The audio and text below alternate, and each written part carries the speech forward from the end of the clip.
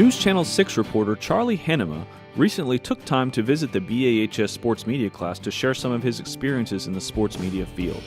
The Minnesota native and Missouri graduate has been working in Tulsa 5 years now, covering Oklahoma sports all across the country. Charlie visited with students about everything from why sports media is such a rewarding profession to how to conduct proper interviews in the field. Several Aerovision students also talked about their experiences during the session.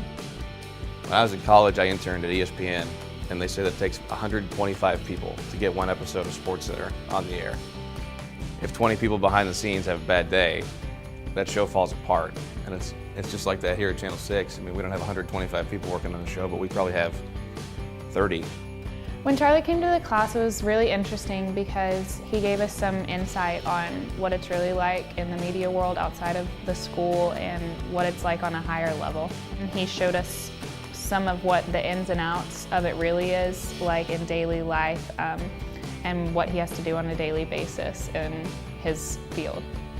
5, 4, 3, 2, 1. The Sooners open the Big 12 tournament against Iowa State tonight. The home team won both games this season. OU won by 4 in Norman, Iowa State by 5 in Ames. He still has 3 years and $7 million left on his contract. Our John Holcomb talked with Coach Ford in the locker room last night. We'll have some of that for you on News on 6 at 10. Kyrus Garrett is considered to be TU's best pro prospect, and he's projected to go somewhere in the middle rounds. Girls tournaments at the Mabee Center. Broken Arrow taking on Deer Creek in the quarterfinals. Closing second to the third. Alexis Galden, the long jumper, is good. Tigers up 35-24. We do everything, yeah. And a lot of times it's good because I'll write something and because we're working on like 9 stories at once, and I'll have a stat in my head and I'll write it down and Scott will go check and go, that's not right. And so it's good to have just another person looking over something or vice versa, because we just, it's sort of organized chaos, especially like on a high school football night or a college football night. Like Saturdays we have 5 shows. We have 6, 6:30, 9, and 10, and 10:30. And so usually there's at least 2 of us here. Today there's 4 of us.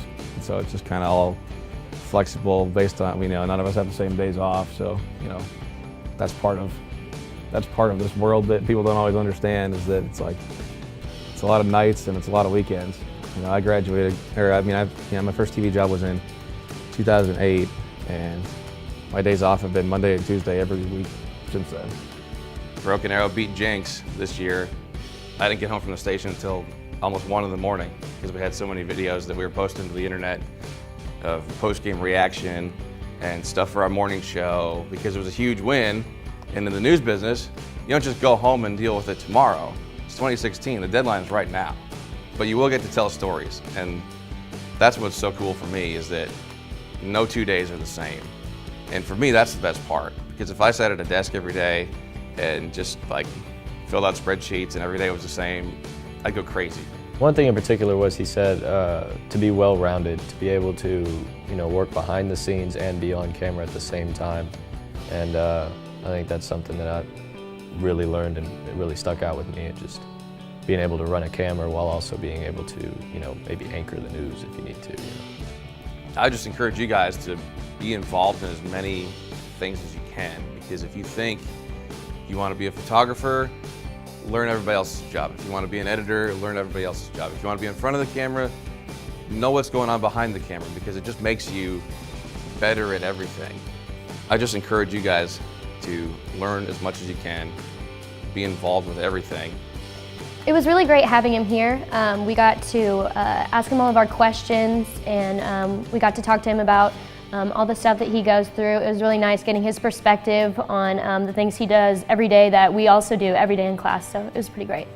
I'm not going to start an interview with Coach after a big win by saying, Coach, did you guys play well today? No. Oh, now what? Like when you guys beat Jenks. Right. How's this feeling right now? It's hard to describe, Charlie. We've been working for this for years and building up and talking about it every week in spring ball. It's been fantastic. See the kids perform the way we've asked them to perform. I'm happy for the kids. Everything that you do, you want to tell a story, whether that's a 2-play soccer highlight or a 3.5-minute special report or a 15-minute lift up, right? That's make me feel like I'm there.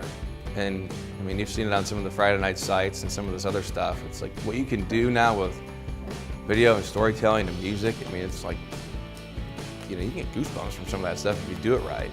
I would encourage everybody that's involved in this and wants to maybe pursue this as a career, reach out to people, see if you can shadow somebody, see if you can intern somewhere, and when you do that, you get out of it what you put into it. I learned a lot from him, just a couple things here and there that I didn't know, and just to better prepare myself for my future and hopefully get there one day.